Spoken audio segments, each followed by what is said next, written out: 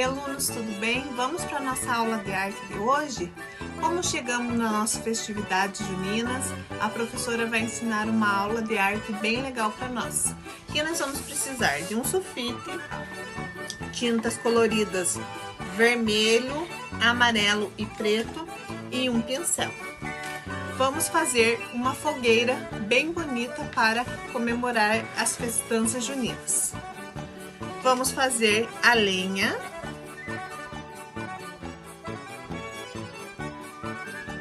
E vamos pintar a mão desta forma.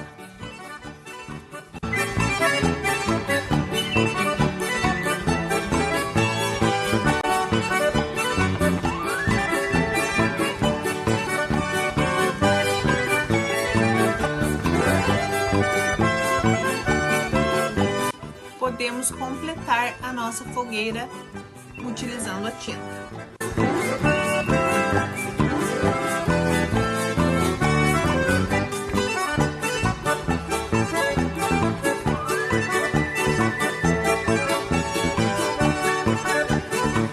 Espero que vocês tenham gostado da nossa aula. Boa aula e até mais!